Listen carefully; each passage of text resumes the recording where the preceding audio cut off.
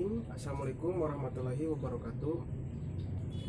Perkenalkan, nama saya Muhammad Yusri Iskandar dari jurusan Pendidikan Ilmu Pengetahuan Sosial Universitas Pendidikan Indonesia, yang tengah mengkontrak mata kuliah simulasi pembelajaran IPS, di mana tujuan saya membuat video ini adalah untuk menjelaskan terkait model pembelajaran isu kontroversial.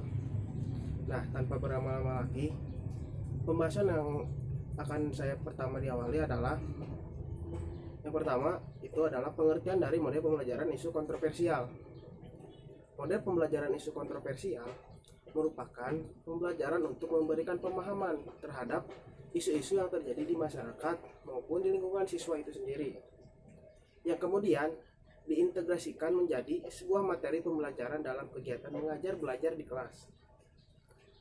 Isu yang disajikan ini adalah dalam model pembelajaran isu kontroversial ini akan mudah diterima oleh seseorang maupun sekelompok orang. Begitupun sebaliknya, bisa saja ditolak dan menimbulkan pro dan kontra. Nah, tujuan dari model pembelajaran isu kontroversial ini adalah yang pertama, meningkatkan kemampuan berpikir kritis siswa, di mana di sini siswa dituntut untuk menganalisis setiap isu yang terjadi di masyarakat maupun di lingkungannya, sehingga dapat meningkatkan kemampuan berpikir kritis siswa. Nah, yang kedua, melatih dalam berkomunikasi, karena biasanya dalam penerapannya di kelas model pembelajaran isu kontroversial ini, siswa diberikan waktu untuk menganalisis ataupun berdiskusi terkait isu yang diberikan oleh guru. Nah, setelah berdiskusi, siswa akan diberikan waktu untuk memaparkan hasil analisisnya, sehingga hal ini dapat meningkatkan ataupun dapat melatih kemampuan berkomunikasi siswa. Dan yang ketiga, menanamkan rasa empati, toleransi, dan kerjasama antar siswa. Hal ini didapatkan tadi karena hasil dari analisis siswa, dia memaparkan argumennya, sehingga terdapat toleransi di mana yang terbentuk di antar siswa, di mana saling menghargai argumen yang diberikan dari siswa lain dan membentuk kerjasama ketika dibuat suatu kelompok diskusi untuk menganalisis isu yang tengah terjadi. Dan yang terakhir adalah mengambil keputusan ataupun mengambil keputusan dengan suatu pertimbangan rasional sesuai dengan fakta.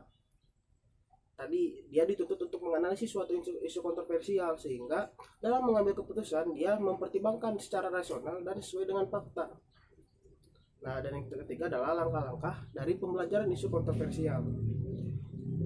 Seperti biasa, penerapan pembelajaran isu kontroversial di kelas. Yang pertama diawali dengan kegiatan pembukaan ataupun pendahuluan, yaitu guru masuk ke kelas, mengucapkan salam dengan penuh senyuman, ataupun menanyakan kabar siswa, mengecek kebersihan kelas, berdoa bersama untuk memulai pembelajaran, dan yang terakhir adalah mengecek daftar hadir siswa. Yang kedua adalah kegiatan inti. Nah, dalam kegiatan inti ini adalah yang pertama, pemberian materi, di mana guru di sini bisa memaparkan materi yang memang akan digunakan nanti pada akhirnya mengaplikasikan si model pembelajaran isu kontroversial. Bisa dengan menggunakan PPT ataupun PowerPoint, bisa dengan menggunakan video maupun gambar yang akan disajikan oleh guru.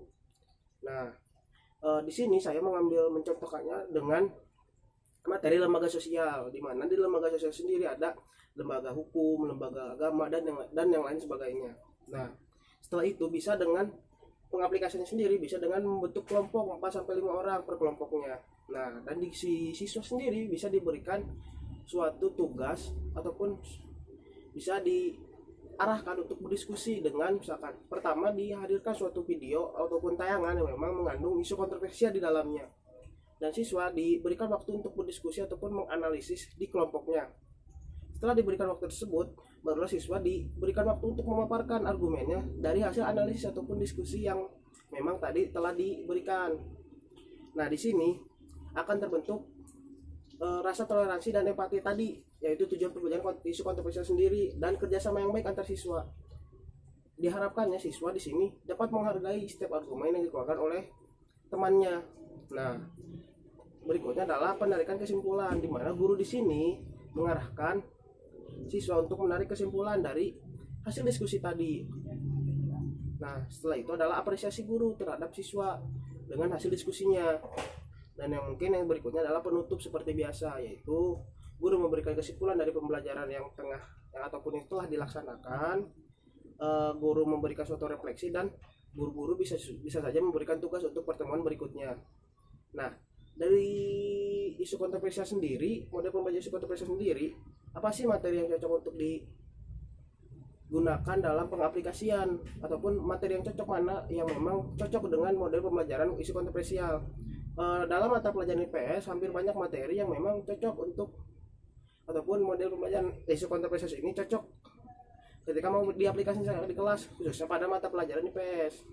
Mungkin tadi salah satunya di lembaga sosial, misalkan kita menghadirkan isu kontroversial di tengah pandemi ini, misalkan MUI mengeluarkan larangan untuk berjamaah, sedangkan warga masih ada yang memang menganggapnya bahwa itu tidak boleh, yang memang harus berjamaah. Itu kan merupakan isu kontroversial yang berkaitan terkait dengan lembaga sosial ataupun dengan materi interaksi sosial, interaksi antar ruang, dan lain sebagainya.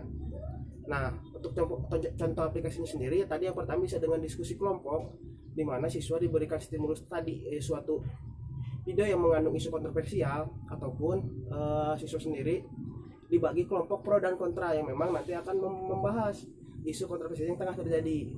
Nah, mungkin sejauh ini cukup segitu pembahasan dari saya mengenai apa sih itu model isu kontroversial dan bagaimana penerapannya di kelas ataupun pengaplikasiannya di kelas.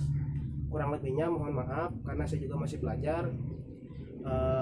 Terima kasih telah menonton video dari awal sampai akhir. Ditutup dengan doa, wallahul muwaffiq ila aqwamit thoriq. Wassalamualaikum warahmatullahi wabarakatuh.